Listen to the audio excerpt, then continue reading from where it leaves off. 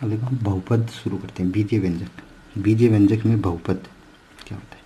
बहुपद वो होता है जैसे एक या एक से अधिक पदों से बना व्यंजक होता है, उसको बहुपद बोलते हैं। जैसे मैंने लिख दिया x+5, ये एक बहुपद है। यहाँ पे लिख दिया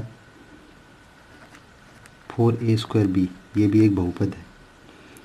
जैसे लिख दिया हमने 3x² + y+7, ये भी एक बहुपद है।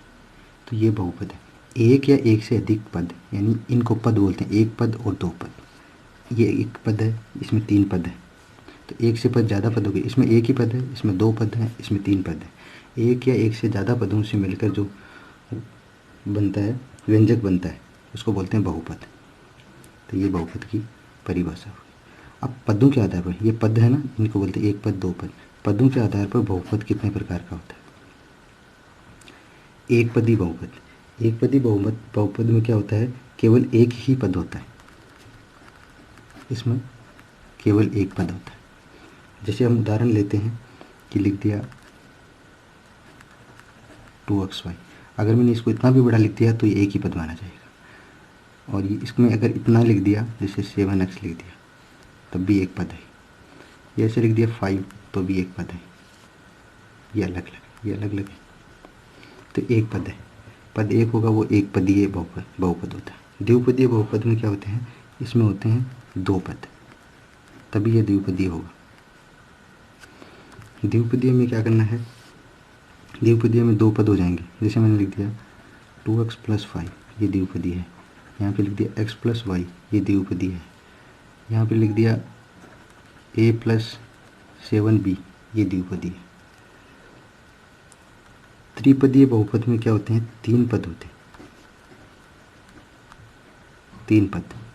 तो तीन पद वाले में तीन पद कैसे होते हैं? जैसे लिखा हमने 3x²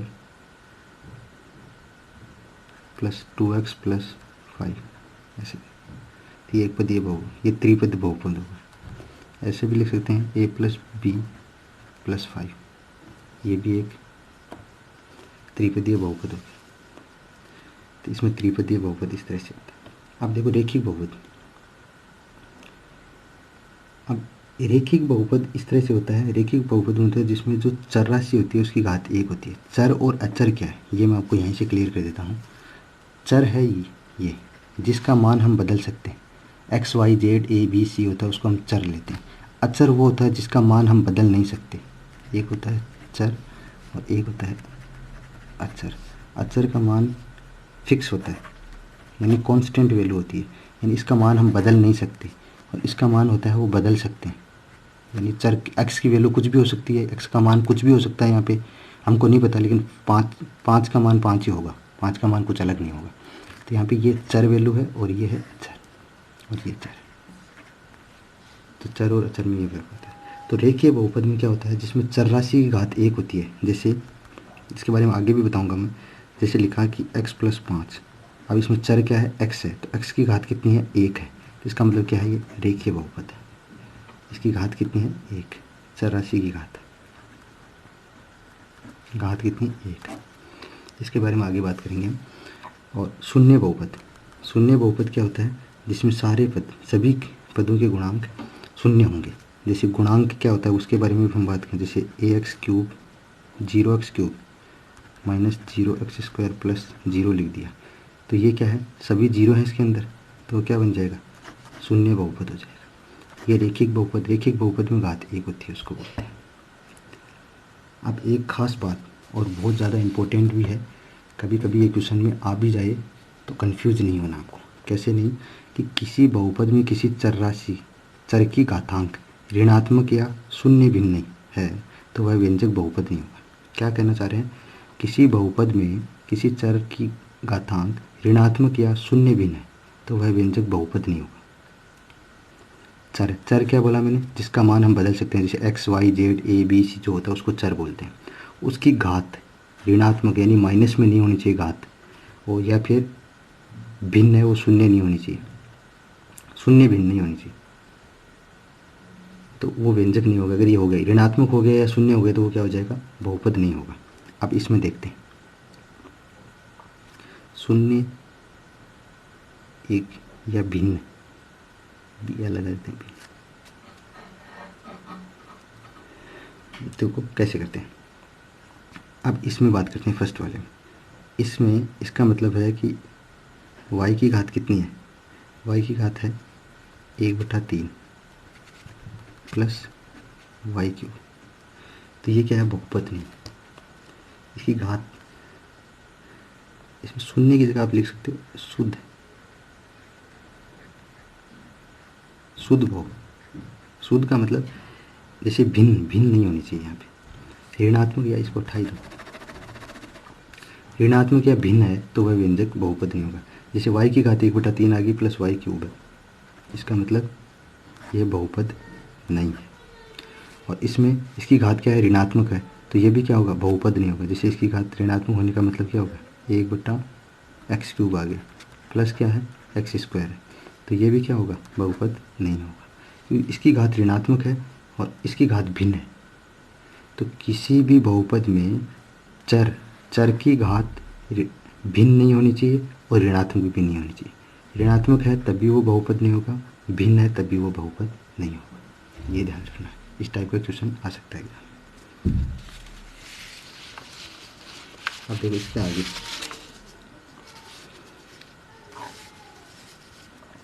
बहुपद की घात, बहुपद की घात पे भी क्वेश्चन आता है, तो वो देखो किस टाइप का आएगा। एक घात बहुपद बोलते हैं या तो, या उसको रेखीय बहुपद कहते हैं। जैसे अभी रेखीय बहुपद हमने पीछे देखा था, तो उसका उदाहरण या उसका फॉर्मेट ये होता है ax + b। ये रेखीय बहुपद का बहु होता है। ax + b में यार यहाँ पे a और b है, उसको अचर माना गया है। a और b को अचर माना गया, x यहाँ पे चर राशि है। देखो कैसे, जैसे मैंने लिखा कि 2x + 5, तो ये क्या है, रेखीय बहुपद है। जैसे हमने लिखा 7y + 3, तो ये एक रेखीय बहुपद है।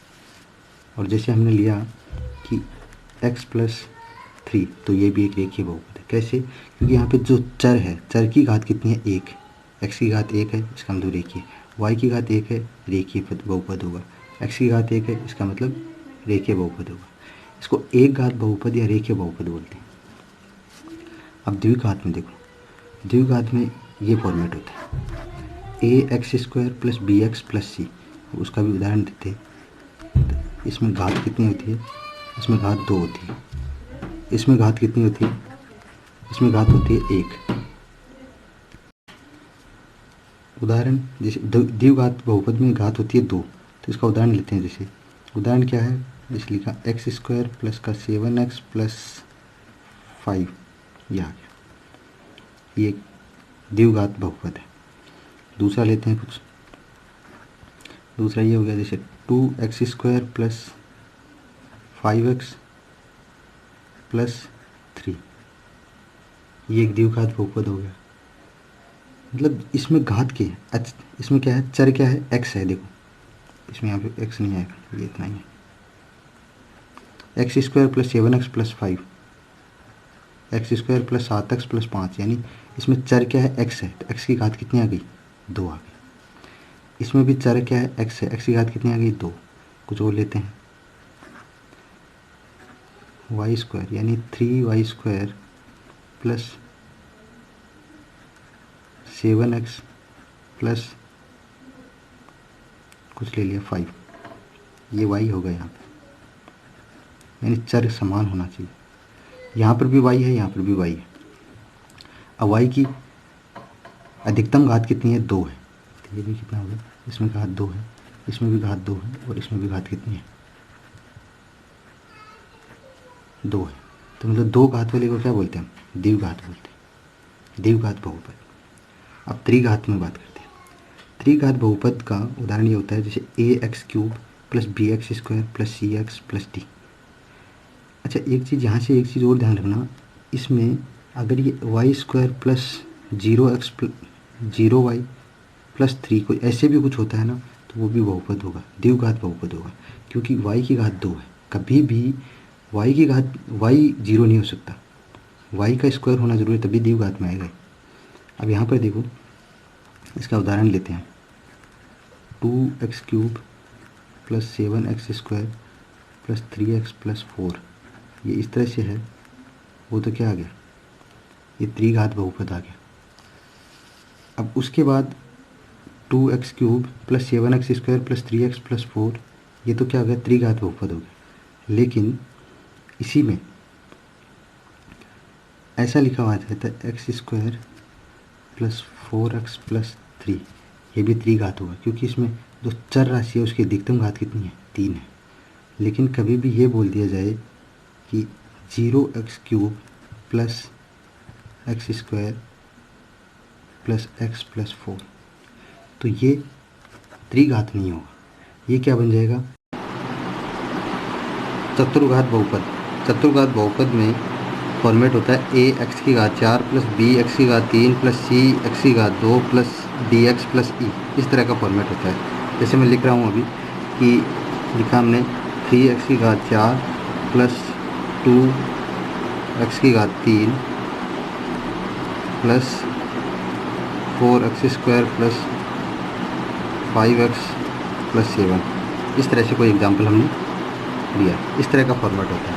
यानी जो यहाँ पे चर पद है x x x x, इसमें सबसे ज़्यादा हाईएस्ट घात कितनी है, सबसे ज़्यादा घात कितनी है, 4। तो इसमें चतुर्घात के अंदर घात कितनी होती है, इसमें घात होती है 4। और त्रिघात में घात होती है 3। शून्यघात बहुपद क्या होता है, शून्यघात बहुपद में सभी अचर राशि होती हैं। अचर राशि का मतलब जो संख्याएं होती हैं उनको अचर राशि बोलते हैं। संख्याएं होंगी वो सारी शून्य घात बहुपद में आती है। जैसे मैंने लिखा 5 एक शून्य घात बहुपद है। कैसे है, क्योंकि 5 को हम ऐसे लिख सकते हैं 5x⁴, ये इस तरह से लिखा जाएगा। तो ये एक बहुपद हो गया। तो इसमें घात कितनी हो जाएगी, शून्य घात बहुपद में क्या हो जाएगी, घात कितनी है, 0। हमेशा संख्याएँ जो लिखी होती हैं उसमें घात, ये शून्य घात बहुपद कहलाता है और इसमें इसकी घात होती है वो 0 होती है। पूर्णांकों का बहुपद क्या होता है, पूर्णांकों का बहुपद ये होता है कि जिसमें जो चर होता है उसके साथ पूर्णांक होते हैं। जैसे x² के गुणांक में 5 है, x के गुणांक में -6 है, यहाँ पे +3 है, तो इसको बोलते हैं पूर्णांकों का बहुपद। तो ये पूर्णांकों का बहुपद। अब एक परिमेय संख्याओं का बहुपद होता है। तो परिमेय संख्याओं का बहुपद क्या होता है, परिमेय संख्याओं के बहुपद में परिमेय संख्याएँ होती हैं। जैसे परिमेय होती हैं, इसको भिन्न के रूप में लिखा जा सकता है। 3/4 x³ माइनस 4/3 x² प्लस का 2x माइनस का 1। 3/4 x³ माइनस 4/3 x² प्लस का 2x माइनस का 1।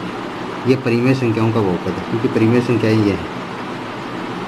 ये भी परिमेय में ही आता है, क्योंकि अपॉन में 1 लगा देंगे, अब बटा में 1 लगाते ये परिमेय हो जाएंगे। अब आता है वास्तविक संख्याओं का बहुपद। वास्तविक संख्याओं के बहुपद में वास्तविक संख्याएं होती हैं। जैसे वास्तविक 2 टाइप की होती हैं, एक होती है परिमेय और एक होती है अपरिमेय। तो यहाँ पे 3 भी है, यानी 3 परिमेय संख्या है, और √2 और √3 क्या है, अपरिमेय संख्या है। तो एक ऐसा बहुपद जिसमें परिमेय और अपरिमेय दोनों संख्याएं होती हैं उसको वास्तविक संख्याओं का बहुपद कहते हैं। परिमेय संख्या भी है और अपरिमेय संख्या भी है। तो इसको ऐसे लिख सकते हैं 3x² प्लस √2x माइनस √3। ये तो वास्तविक संख्याओं का बहुपद है।